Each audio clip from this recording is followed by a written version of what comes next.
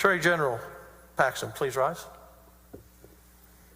Clerk, please read the articles of impeachment, one at a time, preferred by the House of Representatives. Let the impeachment trial begin. Welcome to TYT Overruled. I am your host, Adrienne Lawrence. After declining to dismiss the 20 outstanding charges on Monday, the Republican-controlled Texas Senate welcomed opening arguments in the impeachment trial of State Attorney General Ken Paxton. This per the Wall Street Journal.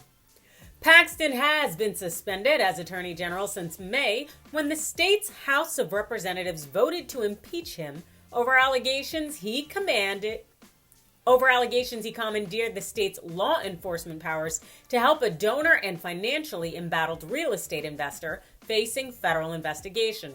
The donor, Nate Paul, 36 years old, is alleged to have helped pay for Paxton's home renovations and facilitate his extramarital affair.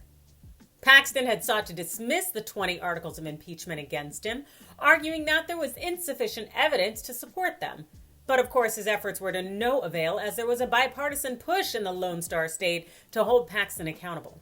It's quite a historic moment for Texas GOP to take down one of their own, especially in such a historic fashion, as this is just the third impeachment trial in Texas's 200-year history. Lieutenant Governor Dan Patrick is the one presiding over the trial, and he marked the special occasion by bringing out the Big Bible. We seldom bring out the Sam Houston Bible. We do it at inaugurations and other special occasions. And this is a very significant and serious occasion that will be in the history books. And I thought it appropriate to bring out the Sam Houston Bible, not just for Judge Myers and myself, but for each member of the Senate, the jurors. The lieutenant governor also ruled that Paxton would not be forced to testify against himself. Now, this ruling, which Patrick did make on his lonesome, was at Paxton's request.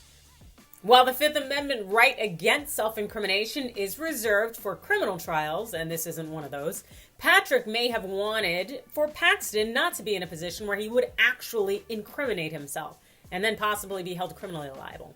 Remember, this is just an impeachment trial where the most significant consequences are really just Paxton losing his job. That's a whole lot different than losing one's freedom in a criminal trial.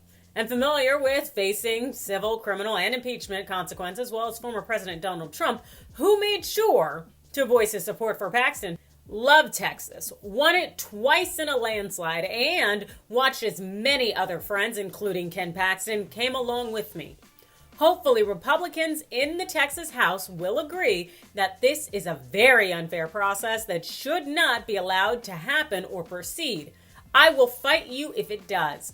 It is the radical left, Democrats, rhinos, and criminals that never stop. Election interference. Free Ken Paxton. Let them wait for the next election. This case will definitely be one to watch because it's Texas GOP holding one of their own accountable. Now, that being said, it's going to take a 2/3 vote there in legislature in order to bounce Paxton from being the attorney general there in Texas. I really don't know if that's going to happen, but I think there's a really good chance.